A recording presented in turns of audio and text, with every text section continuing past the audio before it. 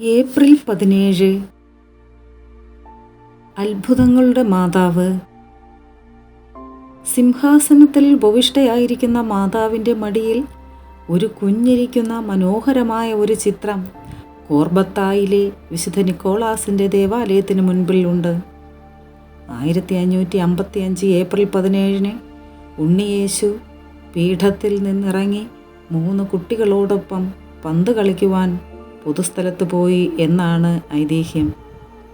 ഇതിൽ ആശ്ചര്യപ്പെട്ട് മാതാവ് നല്ല അമ്മയെപ്പോലെ ഉണ്ണിക്ക് താക്കീത് നൽകുവാനായി ചത്തുരത്തിൽ നിന്നും താഴെ ഇറങ്ങിപ്പോയി എന്നും വിശ്വസിച്ചു വരുന്നു. അന്നു മുതൽ ആ പള്ളി ഒരു തീർത്ഥാടന കേന്ദ്രമാവുകയും ധാരാളം അത്ഭുതങ്ങൾ സാക്ഷ്യപ്പെടുത്തുകയും ചെയ്തിട്ടുണ്ട്. അങ്ങനെ പോൾ 6 മാർപ്പാപ്പ അത്ഭുതങ്ങളുടെ മാതാവെന്ന് ഈ രൂപത്തെ വിളിച്ചു. സംസാരിക്കാൻ ശേഷിയില്ലാത്ത ഒരു കുട്ടിക്ക് പെട്ടെന്ന് സുഖം പ്രാപിച്ചത് കണ്ട് നാട് മുഴുവൻ ആശ്ചര്യത്താൽ ഇളകിമറിഞ്ഞു. അമ്മേ മാതാവേ, ഞങ്ങളുടെ ഇടയിലും ചലനശേഷി നഷ്ടപ്പെട്ട് കിടക്കുന്ന ധാരാളം രോഗികളുണ്ട്.